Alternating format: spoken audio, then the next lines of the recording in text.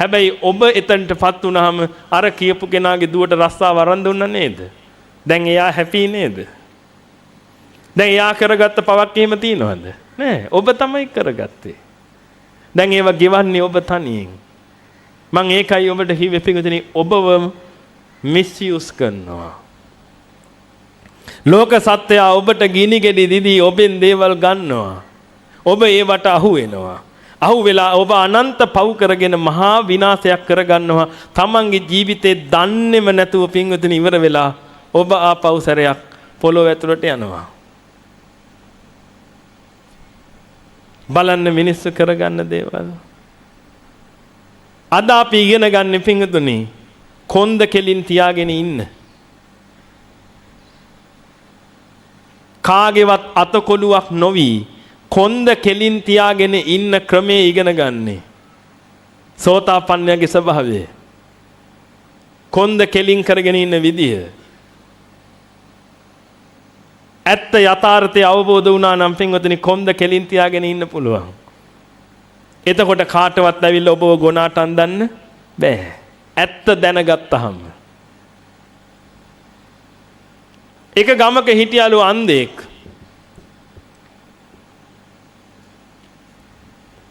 මේ අන්ධයාට ලොකු උවමනාවක් තිබුණලු පින්වතුනි හොඳ කෝට් එකක් අඳින්න.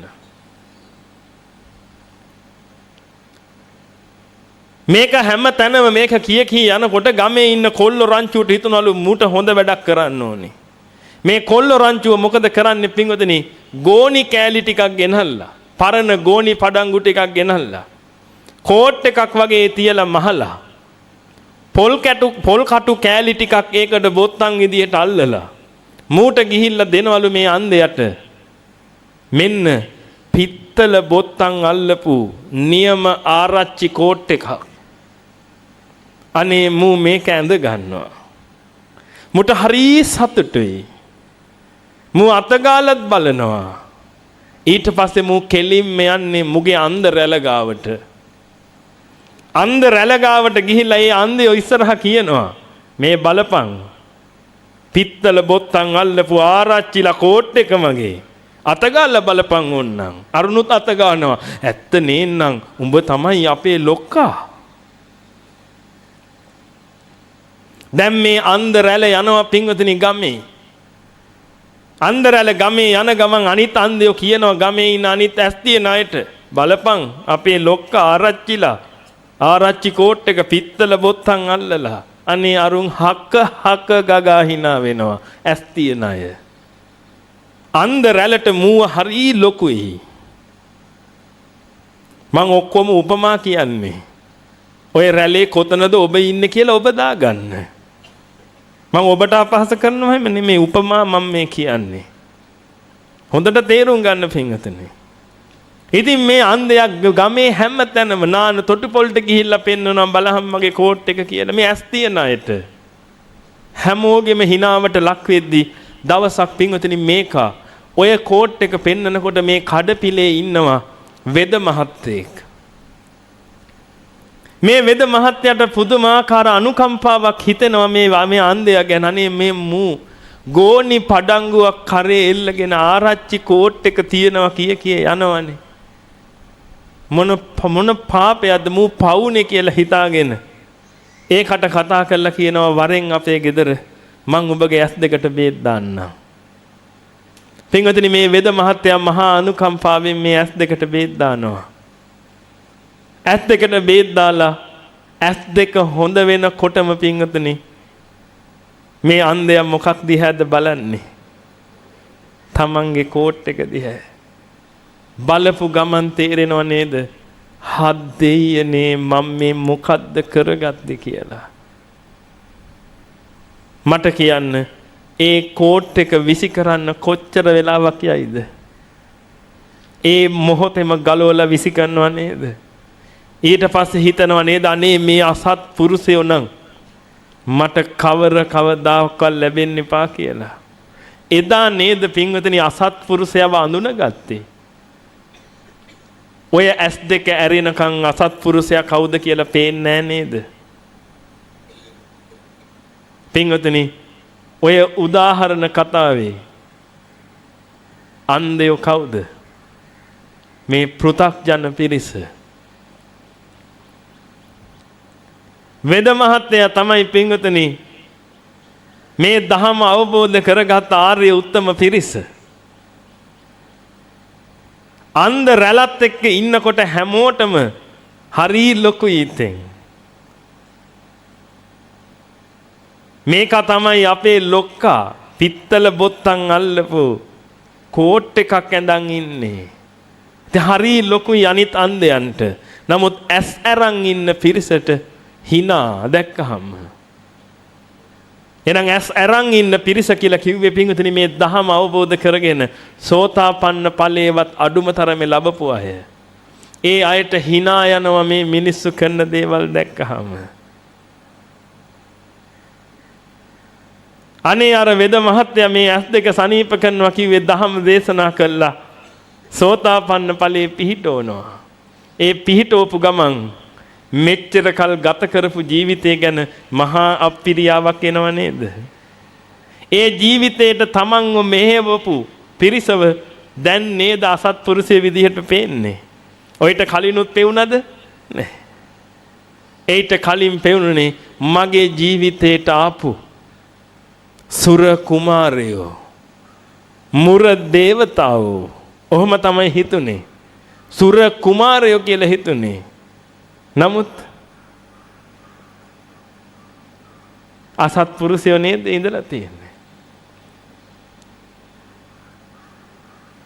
ඔන්න අවබෝධයට ගන්න.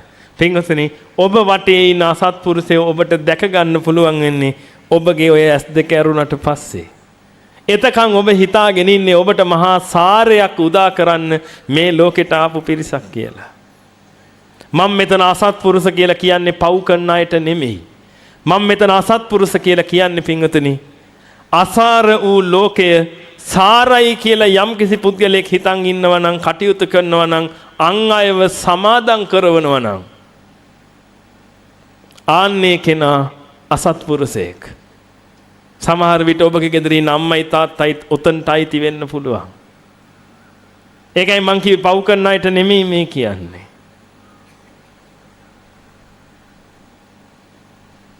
තමන්ගේ වටේ හිටපු සහෝදර සහෝදරියෝ අම්මලා තාත්තලා නැන්දලා මාමලා අයියලා අක්කලා ඔය ඔක්කොම ඔය කියන කුලකයට සමහරට අයිති වෙන්න පුළුවන්. ලෝකයේ සාරයි කියලා වැටහීමක් අරගෙන ඒ සාර වූ ලෝකයේ උලා කකා යන්න හදන පිරිස ඔබව විනාශ කළා දානවා. ඔබට ඒ දෘෂ්ටි අතුල් කරනවා. ඒ දෘෂ්ටි අතුල් කළාට පස්සේ එතනින් එහාට ඔබ පින්වතුනි මේ ලෝකයේ සාරයි කිය ලෝකේ සාර වූ දේ උලා කකා යන්න හදන්නේ. ඒ උලා කකා යන්න හදන පිරිසෙත් මුදුනට එන්නයි හදන්නේ. එදාට ඔබට අමතක වෙනවා ඔබ මේ ලෝකෙට ආපු කාරණාව. ඇයි මිනිස්සු ඔබට දීලා තියෙන්නේ? වෙන dreams, වෙන goals. හරි පව් පින්වතුනි අන්තිමට වෙන දේ. සිහින ලෝකවල අතරමං වෙලා අන්තිමට මතක නැහැ මම කවුද කියලා. හිතන් ඉන්නේ මම සභාපති කියලා. බලන්න වෙච්ච දේ. හිතන් ඉන්නේ මම ඉංජිනේරු මහත්තයා කියලා. මතක නෑ මම කවුද කියලා. මේක ගත්තේ කොච්චර අමාරුවෙන්ද ඒ එකක්වත් මතක නෑ.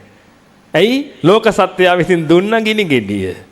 ඒ ගිනි ගෙඩි කාලා මුදුනට නැගලා හිටියේ. ඔබ කොච්චර ගිනි ගෙඩි කෑවද කියනවා නම් පින්වතුනි ඒ ගිනි ගෙඩි කාලා අද ඔබ ඔච්චර ආදරය කරන දරුවන්ටවත් පින්වතුනි යහපතක් වෙන විදිහට කටයුතු කරන්නේ නැහැ ඔබ. මම ඔබෙන් ප්‍රශ්නයක් අහන්නම්. සියලු දෙනා මට මේකට උත්තරයක් දෙන්න. තමන්ගේ දුව කසාද බැඳලා යහතින් ජීවත් වෙනවටද ඔබ කැමති? නැත්නම් ගුටි කකා අඬ අඬ ඉන්නවටද ඔබ කැමති? මොකටද ඔබ කැමති? යහතින් ජීවත් වෙනවට. පින්වතුනි ඔබගේ දුව කසාද බඳින ලෑස්ති වෙනකොට මනමාලයෝ දෙන්නෙක් කෙනවා ඔබට තෝරගන්න. එක්කෙනෙක් සෝතාපන්න වෙච්ච ගොපල්ලෙක්. සෝතාපන්න අය තව කෙනෙකුට හිංගි හිංසා කරන්නේ නැහැ. තව කෙනෙක්ට අවැඩ අසාධාරණ කරන්නේ නැහැ. නිරන්තරයෙන්ම වගකීම් යුතුයකම් මනාකොට ඉෂ්ට කරන පිරිසක්. එක්කෙනෙක් සෝතාපන්න වෙච්ච ගොපල්ලෙක්, අනිත් එක්කෙනා හත් අවලං ඉංජිනේරුවෙක්. හත් අවලං කියලා කිව්වේ පින්වතුනි සප්ත මෛතුන්‍යයට. නැත්තම් ඔබ හිතයි හම්බෝ හාමුදුරු කුණුහරුපක් කියනවා කියලා. සප්ත මෛතුන්‍යයට තමයි අපේ ආර්ය සිංහලයෝ කිව්වේ හත් අවලං කියලා. සප්ත මෛතුන්‍ය කියන්නේ තථාගතයන් වහන්සේ දේශනා කරපු දෙයක්. මම දැන් කියන්නේ නැහැ මොකක්ද ඒ කියලා. එහෙනම් පින්වතුනි හත් අවලං ඉංජිනේරුවෙකුත් ඇවිදලා ඉන්නවා දුවගේ අතපතාගෙන. දැන් මට ඔබ කියන්න ඇත්ත කියන්න ඕනේ. හැබැයි ඔබ දුවව දෙන්නේ සෝතාපන්න ගොපල්ලටද හත් අවලං ඉංජිනේරුවටද? ඇත්ත කියන්න ඕනේ නැත්තම් මම එක එක්කෙනාගෙන් ලියාගෙන ගිහලා දුව කසාද බඳින දවසට කොහොම හරි ගොපල්ලෝ ටික සෝතාපන්න කරන් අරන් එනවා. මොකද දැන් උජාරුවට කියයි මොකද්ද? සෝතාපන්න වෙච්ච ගොපල්ලට කියලා. ඒ වෙලාවට මේ මාවොත් එහෙම පයින් ගහලා පන්නේ ගොපල්ලන්ට දෙන්න තොපි මේ අඩු කුලේ උන් ආදි වශයෙන් කිය කෑක් ගගහ නේද? ගහලා පන්නේ පොලු ටිකක් අරගෙන.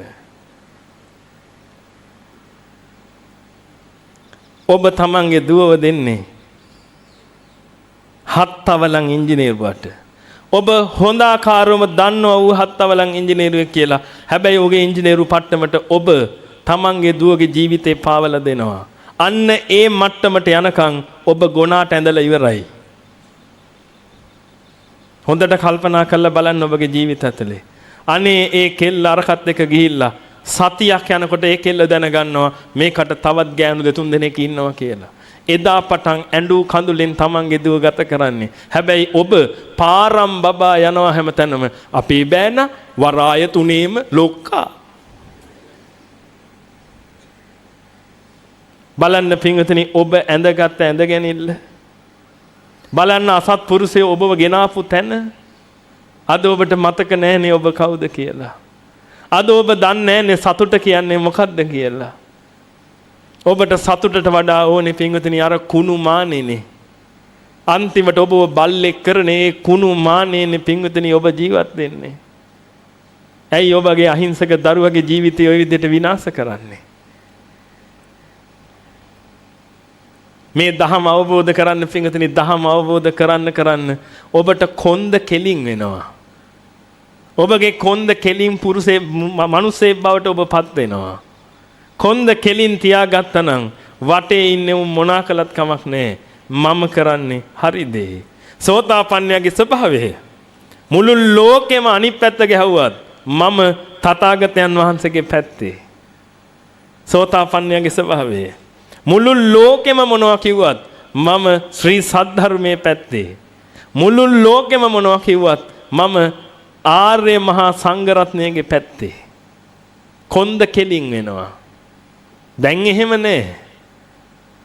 සෝතාපන්න වෙනකන් එහෙම කියන්න බෑ. ඇයි?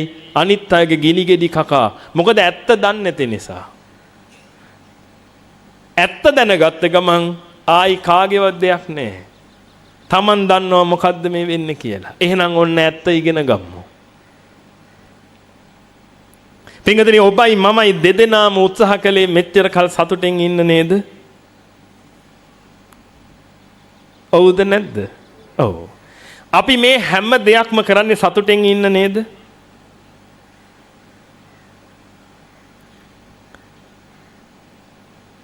ඔබට මේ සතුට කියන එක මේ ලෝකේ ලැබෙන්නේ මොන වගේ තැන්වලදීද පින්වතුනි?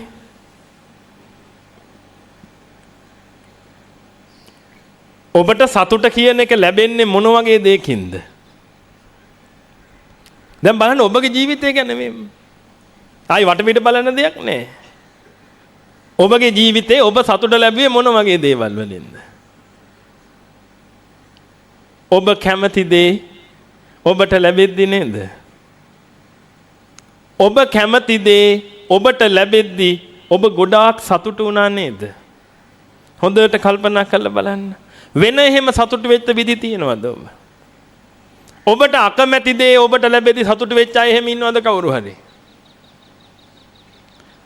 පිළිකාවක් එහෙම හැදුනාට පස්සේ අනේ ෂෝක් කියලාම සතුට වෙච්ච අය ඉන්නවද? අල්ලපු ගෙදර එකාට පිළිකාවක් තියෙද්දි අනේ උන්ටමනේ පිළිකා හැදෙන්නේ අපිට හැදෙන්නේ නැහැ නේ කියලා හිතාගත්ත අය ඉන්නවද? එහෙනම් තමන් කැමති වෙච්ච යමක් තමන්ට හම්බ වෙනවා නම් අන්න එදාට නේද පිංගුතුනි ඔබ ප්‍රීතිය උනේ? එහෙනම් ඒ ප්‍රීතිය සතුට වෙනුවෙන් ඔබ ඕන දෙයක් කරන්න සූදානම්නේ නේද පිංගුතුනි ඉන්නේ?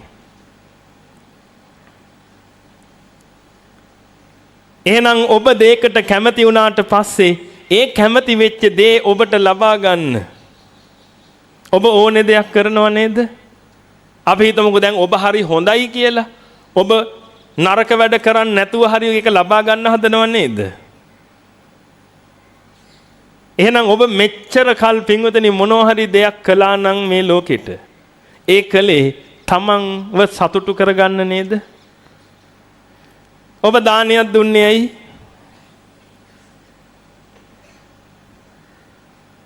ඔබ දානයක් දුන්නේ ඇයි? ඔබව සතුටු කරගන්න. එහෙම නේද? මහා සංඝරත්නයට දානයක් දුන්නේ මහා සංඝරත්නය කෙරෙහි දානයක් දුන්නාම ඔබගේ හිත මහා සතුටටපත් වෙන නිසා. එහෙනම් ඔබ සතුටු වෙන්න තමයි ඕනේ දෙයක් කරන්නේ. සතුට ලබන්න. ඒට විරුද්ධ එහෙම අදහස් තියෙනවද? නෑ මං ඔක්කොම කළේ සතුටු වෙන්න නෙමෙයි මං දුක් වෙන්නේ ඒවත් කළයි කියලා එහෙම. එහෙම ඒව නෑ. හැමෝම මොනවා හරි දෙයක් කරන්නේ සතුටු වෙන්න. ඒකේ ප්‍රතිඵලයක් විදිහට දුක් වෙන එක වෙනම දෙයක්. හැබැයි කරන්නේ මොකක් වෙන්නද? සතුටු වෙන්න. එහෙනම් පින්වතුනි ඔබගේ සතුටේ පුරෝගාමියා කවුද? ඔබගේ සතුටේ පුරෝගාමියා ඔබ සතුටු වෙන්නේ මොන දේ ලැබෙද්දිද? කැමැති දේ ලැබෙද්දි. එහෙනම් පින්වතුනි ඔබට සතුට අරගෙන දෙන්නේ කැමැත්ත නෙමෙයිද? දැන් මෙතන මල් වාස් එකක් තියෙනවා. බුලත් කොළ ටිකක් තියෙනවා. මේකෙන් ඔබ කැමති මල් වාස් එකට නම් මම මේ දෙකම දෙද්දි ඔබ සතුටු වෙන්නේ මොකක් ලැබෙනකොටද? මල් වාස් එක ලැබෙනකොට. මොකද ඔබ කැමති දේ ඔබට ලැබෙද්දී ඔබට සතුට නිසා. එහෙනම් පින්වතුනි ඔබගේ සතුටට හේතුව වෙලා තියෙන්නේ මොකද්ද? කැමැත්ත. ඒක නිසා නේද පින්වතුනි ඔබ හැමතිස්සෙම කැමති වෙන්න බලාගෙන ඉන්න ඕනේ දෙයකට.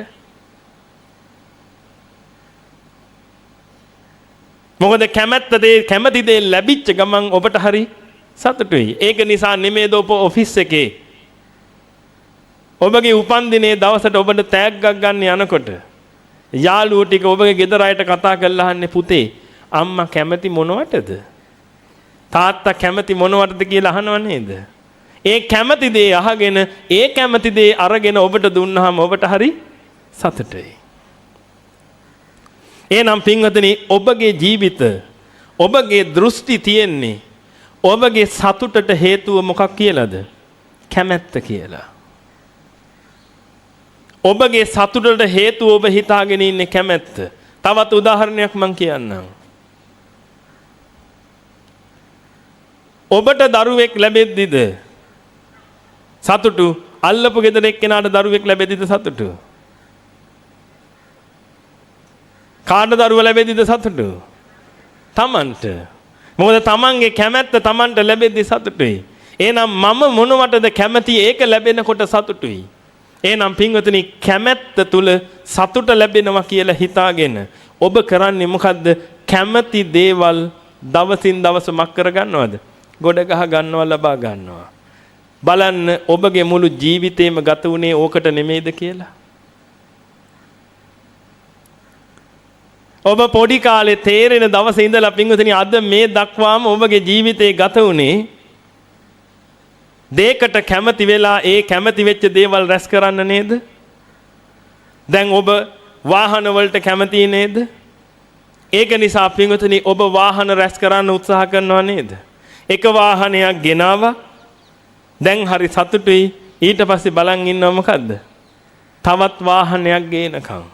තවත් වාහනයක් ගෙනහල්ලා තියාගන්න. එහෙනම් පින්වතුනි තමන් මොනවටද කැමති උනේ ඒක ලබා ගන්න දැඩි ලෙස ප්‍රයත්නයක යෙදෙනවා. බලන්න පින්වතුනි එහෙනම් ඔබගේ දෘෂ්ටිය තියෙන්නේ ඔබට සතුට හම්බ වෙන්නේ මොකෙන් කියලාද? කැමැත්තෙන් කියලා. මට දැන් කියන්න තථාගතයන් වහන්සේගේ දේශනාවේ මොකද්ද තියෙන්නේ? දුකට හේතුව මොකද්ද? තථාගතයන් වහන්සේගේ දේශනාව ඔබ අහලා තියෙනවා නම් දුකට හේතුව මොකද්ද? ඇහෙන්න කියන්න. ඉතින් මං කියවනේ මං සිංහලෙන්නේ බණ කියන්නේ. සිංහල වචන කියන්න. තණ්හා. ඒක පාලි. මොකද්ද? කැමැත්ත. ඔබගේ දෘෂ්ටියේ තියෙන්නේ සැප ගේන්නේ මොකක් කියලාද? කැමැත්ත. තථාගතයන් වහන්සේගේ දේශනාවේ මොකද්ද තියෙන්නේ? දුක ගේන්නේ කැමැත්ත කියලා. දැන් ඔබට තේරෙන්නේ නැද්ද පින්වතුනි? ඔබ යටිකුරු වෙලා ඉන්නේ කියලා. සම්පූර්ණයෙන්ම යටිකුරු බවට හැරිලා නැද්ද බලන්න.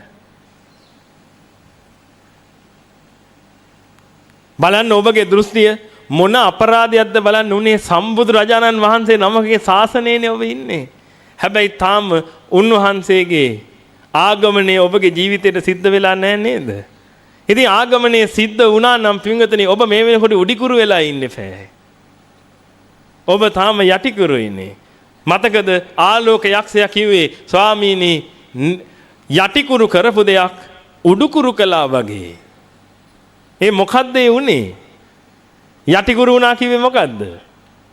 ඒ අර හිතාගෙන හිටපු දෘෂ්ටිය කඩලා ගියා. හිතාගෙන හිටපු දෘෂ්ටිය මොකද්ද? කැමැත්ත මොනවා ගේනවා කියලාද?